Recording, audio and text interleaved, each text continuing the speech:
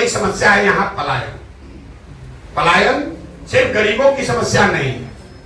कई लोगों को लगता है कि गरीब आदमी का लड़का बाहर जाता है मजदूरी करने ट्रेन में भर के, ये आपका भ्रम है। हम गांव में चले दिखा कि सिर्फ गरीब के लोगों का के लिए पलायन नहीं है, गरीब लोगों के लिए पलायन नहीं है। हाँ, कोई ऐसा यहाँ परिवार नहीं है जिसको पलायन का दंश नहीं झेलना है।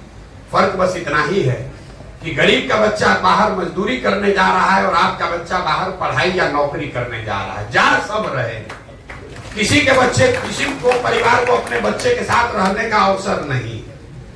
तो पलायन सबसे बड़ी समस्या है। इसने बिहार में परिवार की परिकल्पना ही खराब कर दी है। लोग ये मानते हैं कि अगर बच्चा को बढ़िया पढ़ने में हो गया तो उसको बाहर ही जाना है। अगर मेरा बच्चा नौकरी करेगा तो इसका मतलब है कि हमको उसको हमसे दूर ही रहना है।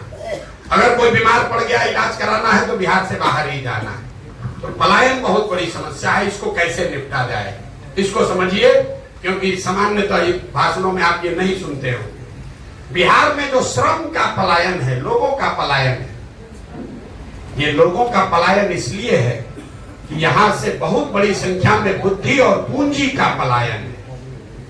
आप में से लोग जानते हैं कि लोग बस में, ट्रेन में भरकर बाहर जाता है मजदूरी करने। कुछ लोगों को यह भी आइडिया है कि पढ़ा लिखा आदमी बाहर जाता है, वो वापस नहीं लौटता है। लेकिन आप में से शायद ही कोई जानता है कि पिछले 30 वर्ष में बिहार से 26 लाख करोड़ रुपया आपका, हमारा पैसा जो आपने बैंक में रखा, बैंकों ने 26 लाख करोड़ रुपया बिहार से उन राज्यों में ट्रांसफर किया है जिन राज्यों में उद्योग धंधे लग रहे हैं, जहां रोजगार हो रहा है, जहां जाकर आपके बच्चे काम कर रहे हैं। अब आप लोग माथा खुजला रहे होंगे, भाई कौन नया आंकड़ा आ गया, ये तो बिहार में कोई अभी तक चर्चा नहीं किया है। रिजर्व बैंक ऑफ इंडिया एक आंकड़ा जारी करता है बैंकों को लेकर। बैंक जो चलते हैं उनका जो बिजनेस है वो आपसे पैसा कलेक्ट करता है और बैंक का बिजनेस है और उसकी जिम्मेवारी है कि जो पैसा आप बैंक में जमा करें उसका एक पोर्शन, मतलब 100 रुपया जमा किए तो कम से कम 70 रुपया उसको समाज को लोन के तौर पर देना है, ताकि आप घर बना सके, गाड़ी खरीद सके, बिजनेस रोजगार कर सके, खेती में काम बेहतर कर सके। ये पैसा आपको बैंक लोन से देता है।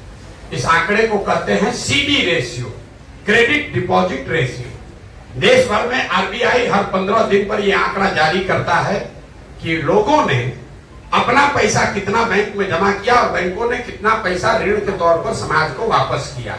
ये उनकी वैधानिक जिम्मेवारी भी है। पूरे देश में सीडी रेशियो है करीब 70%। मतलब पूरे देश के लोग अलग अलग बैंकों में जो पैसा रखते हैं, 100 रुपया जमा किया तो 70 रुपया बैंक वाले वापस देते हैं। बिहार में सीडी रेशियो है 40%। मतलब पिछले फाइनेंशियल ईयर में बिहार की गरीब जनता ने बैंकों में जमा किया 4,61,000 करोड़ रुपया और बैंकों ने कितना पैसा आपको लोन दिया? 1,62,000 करोड़ रुपया। बाकी का 2,80,000 करोड़ कहां गया?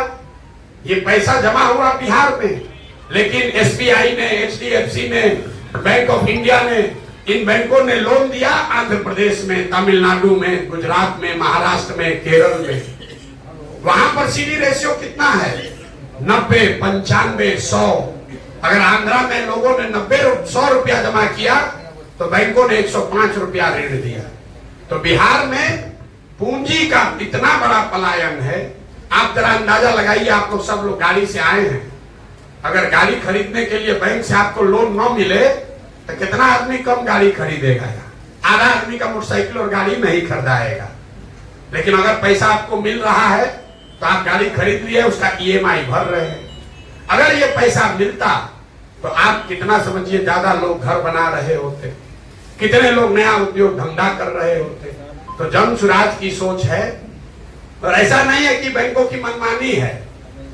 ये मुख्यमंत्री के चेयरमैनशिप में एक कमेटी है जिसकी ये जिम्मेवारी है कि ये 70% सीडी रेशियो को मेंटेन करके रखा जाए।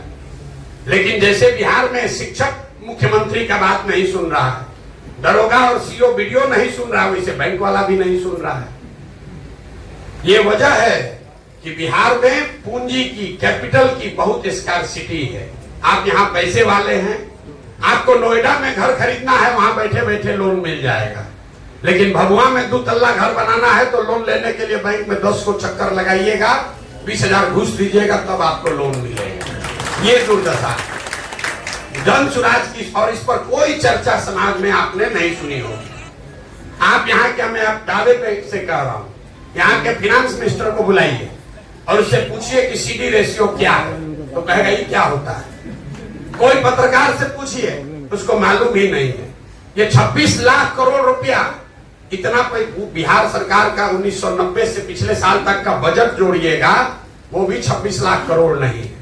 अंदाजा लगाइए कि अगर 26 लाख करोड़ रुपया बिहार के लोगों के पास उपलब्ध होता तो कितने लोगों ने ज्यादा घर बनाया होता, कितने लोगों ने नई गाड़ियां खरीदी होती, कितने लोगों ने स्वरोजगार किया होता।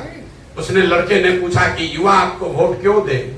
युवा वोट इसलिए दे कि पहली बार बिहार में कोई कह रहा है कि सरकारी नौकरी नहीं देंगे और तुमको देने का भी चिंता से निकालेंगे। हमें दुनिया में जितने देश बड़े बने हैं, अमेरिका में बैंक का पीओ बन के लोग, बैंक का पीओ का कोचिंग करके अमेरिका बना है। दुनिया में जितने बड़े देश बने हैं, मुसल्लापुर में कोचिंग सेंटर में पढ़ के बना है।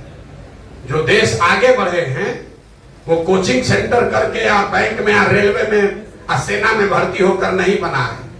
उन राज्यों में, उन देशों में ये व्यवस्था बनाई गई कि बच्चे आपके बढ़िया पढ़ें और पढ़ लिखने के बाद वो रोजगार करने के लिए उनके पास वो व्यवस्था हो, पूंजी हो, सरकार का सपोर्ट हो, ताकि आप स्वरोजगार कर सके। तो हम लोग युवाओं को ये कह रहे हैं कि आपको स्वरोजगार करना है। नौकरी का देखिए, एक आंकड़ा दे रहे हैं आपको, कभी आप 2-4 साल से सुन रहे हैं, कहता है तेजस्वी यादव कि हम 10 लाख नौकरी दे देंगे, और आप लोग कहते नाम नहीं दे पाएगा, 10 लाख कैसे देगा, 2 लाख दे पाया, 4 लाख दे पाया। एक आंकड़ा दे रहे हैं, और इससे आरक्षण वाला बात भी आपको समझ में आएगा। पूरे बिहार में चपरासी से लेकर मुख्य सचिव तक जितने लोग सरकारी नौकरी करते हैं, सबका संख्या जोड़िएगा तो आपको पता नहीं है, टोटल 23 लाख आदमी ही सरकारी नौकरी में है। मतलब 1.97% लोग ही सरकारी नौकरी में हैं। उसी के लिए पूरा समाज लड़ रहा है कि इसमें हमको रिजर्वेशन दे दो कि हमको दे दो। अरे भाई 100% रिजर्वेशन ले लो, तब भी तो 98% आदमी का कुछ नहीं होने वाला।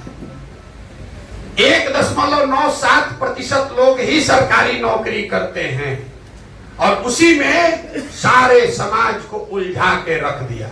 इतने आदमी हैं, अगर निकलने का दरवाजा बंद करके एक कर दिया जाए, आधा आदमी इसमें पिसा के मर जाएगा निकलने के हड़बड़ी में।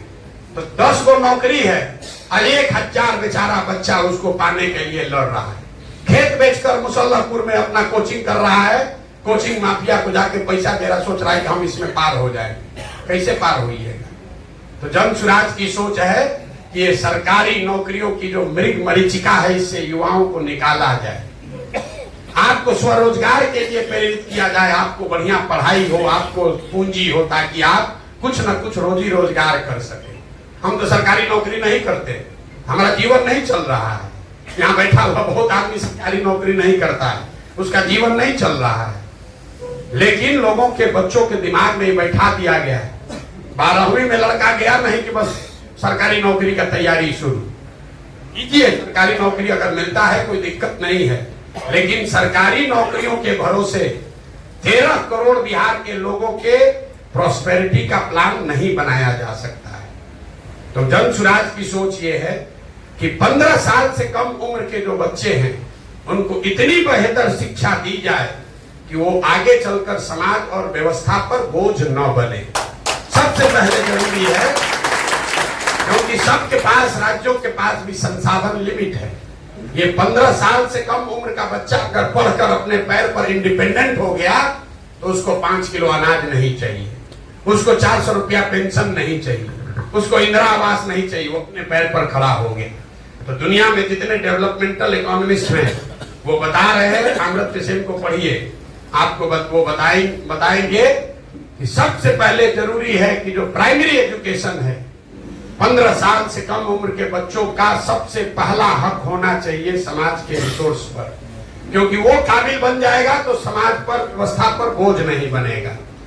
दूसरा जो पिलर है जनसुराज की सोच का कि 15 साल से 45 साल की उम्र के जो लोग हैं उसको अब आप फिर से पढ़ा नहीं सकते, लेकिन उसको आप पूंजी अगर उपलब्ध करा दें तो कोई ना कोई वो रोजी रोजगार कर सकेगा।